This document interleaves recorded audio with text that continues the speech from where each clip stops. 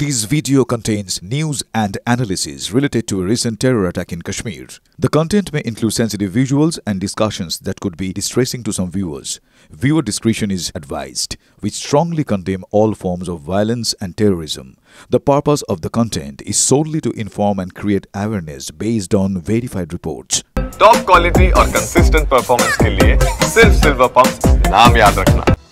নমস্কার, টিভি9 বাংলায় আপনাদের আরো একবার স্বাগত জানাই। আমি শুভজিৎ রয়েছি আপনাদের সঙ্গে। কাশ্মীরে জঙ্গি দমন অভিযানে এবার ভারতীয় সেনা কুলগামে জঙ্গিদের সঙ্গে যৌথ বাহিনীর গুলির লড়াই। এখনো পর্যন্ত পাওয়া খবরে আমরা জানতে পারছি এক জঙ্গি নিকেশ। অপারেশন মহাদেবের পর এবার অপারেশন আখাল। দেবসারের জঙ্গলে কয়েকজন সন্ত্রাসবাদীর লুকিয়ে থাকার খবর। জঙ্গিদের খোঁজে জঙ্গল ঘিরে ফেলে চিরুনি তল্লাশি নিরাপত্তা বাহিনীর এক জঙ্গিকে খতম করা হয়েছে। আপনাদের আরও একবার জানিয়ে রাখি, কাশ্মীরে জঙ্গি দমনে এবার ভারতীয় সেনার অভিযান। কুলগামে জঙ্গিদের সঙ্গে যৌথ বাহিনীর গুলির লড়াইয়ে এক জঙ্গি নিকেশ। অপারেশন মহাদেব, তারপর এবার অপারেশন আখাল। দেবসারের জঙ্গলে কয়েকজন সন্ত্রাসবাদী লুকিয়ে আছে এ খবর মেলে। জঙ্গিদের খোঁজে জঙ্গল ঘিরে ফেলে চিরুনি তল্লাশি নিরাপত্তা বাহিনীর। আমার সহকর্মী রক্তিম ঘোষ এই মুহূর্তে আমার সঙ্গে টেলিফোন লাইনে রয়েছে। রক্তিম, তুমি গোটা বিষয়টা পর্যবেক্ষণ করছো। এখনো পর্যন্ত আমরা যেটা খবর পেয়েছি, একজন জঙ্গি নিকেশ বা বেশ কয়েকজনের লুকিয়ে থাকার খবরও পাওয়া যাচ্ছে। এই অপারেশন আখাল নিয়ে এখনো পর্যন্ত আর কি কি তথ্য সামনে আসছে বা বলা যায়?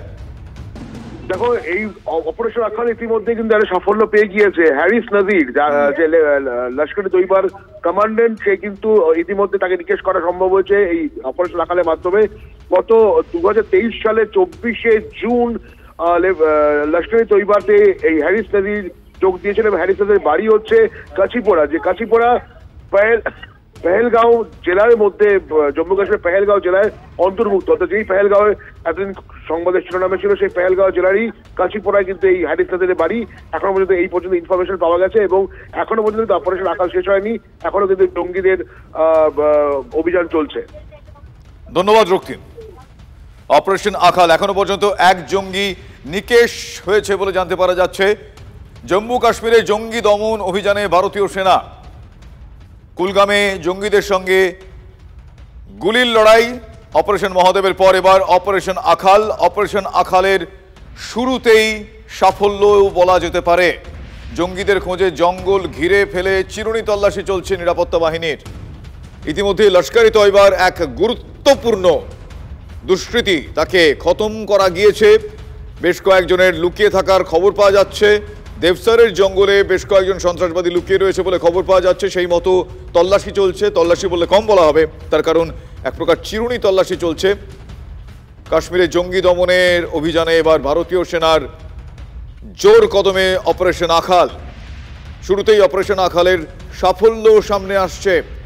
কুলগামে জঙ্গিদের সঙ্গে গুলির লড়াই, যৌথ বাহিনীর এখনো পর্যন্ত এক জঙ্গি নিকেশ, হ্যারিস নাজির। এই হ্যারিস নাজির লস্কর-ই তয়বার অন্যতম এক নাম। এই হ্যারিস নাজিরের বেশ কিছু ডিটেল আপনারা এই মুহূর্তে দেখছেন।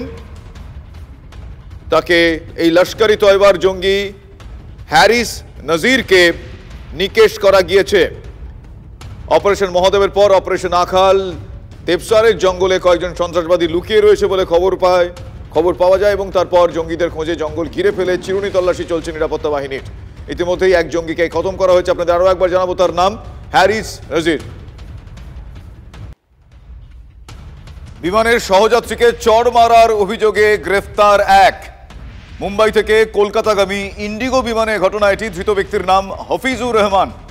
এয়ারলাইন্স কর্তৃপক্ষ অভিযুক্তকে সিআইএসএফ এর হাতে তুলে দিয়েছে। তারপরে অভিযুক্তকে গ্রেফতার করে বিধাননগর থানার পুলিশ।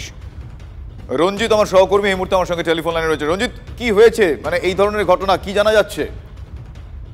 দেখো, গতকাল মুম্বাই থেকে কলকাতাগামী ইন্ডিগোর বিমানে হাফিজুর রহমান নামে এক যাত্রী, তিনি এক যাত্রীকে, তার সহযাত্রীকে চড় মেরেছেন এবং ঘটনাটি যেটি অভিযোগ যে হাফিজুর রহমান তার যে সহযাত্রী ছিল, তিনি সেই সিটে বসে অকথ্য ভাষায় কথাবার্তা বলছিলেন, সেই কারণে তাকে চড় মারা হয়েছে, এমনটাই কিন্তু অভিযোগ করেছে। এবং সেই ছবি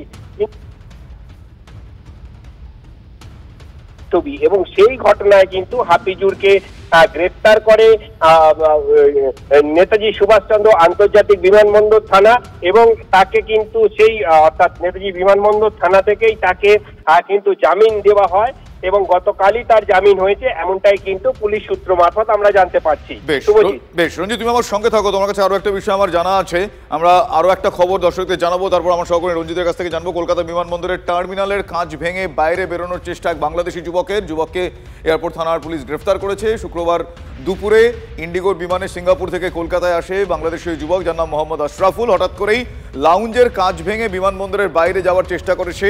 ঠিক কি ঘটনা ঘটেছিল একটু ডিটেলে বলবে আমার সহকর্মী রঞ্জিত, আমার সঙ্গে টেলিফোন লাইনে ইতিমধ্যে রয়েছেন। রঞ্জিত, কলকাতা বিমানবন্দর যে ইন্টারন্যাশনাল টার্মিনাল আছে, সেই টার্মিনালের কাঁচ ভেঙে বাইরে বেরোনোর চেষ্টা বাংলাদেশি যুবকের, এবং সিআইএসএফ আটক করে তাকে জিজ্ঞাসাবাদ করে অবশেষে এনএসসিবিআই এয়ারপোর্ট থানার পুলিশের হাতে তুলে দেয় এবং তাকে গ্রেপ্তার করে এনএসসিবিআই থানার পুলিশ, এবং তার বিরুদ্ধে অর্থাৎ সরকারি সম্পত্তি ভাঙচুর, সরকারি কর্মীকে কাজে বাধাদান সহ একাধিক ধারায় মামলা রুজু করা হয়েছে।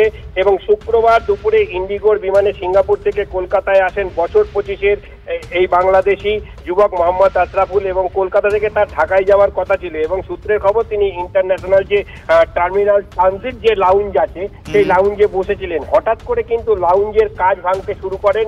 তা দেখে নিরাপত্তার দায়িত্বে থাকা সিআইএসএফ কর্মীরা তাকে বাধা দেয় এবং তাকে আটক করে, এবং জিজ্ঞাসাবাদ সূত্রে কিছু অসংলগ্ন কথাবার্তা বলতে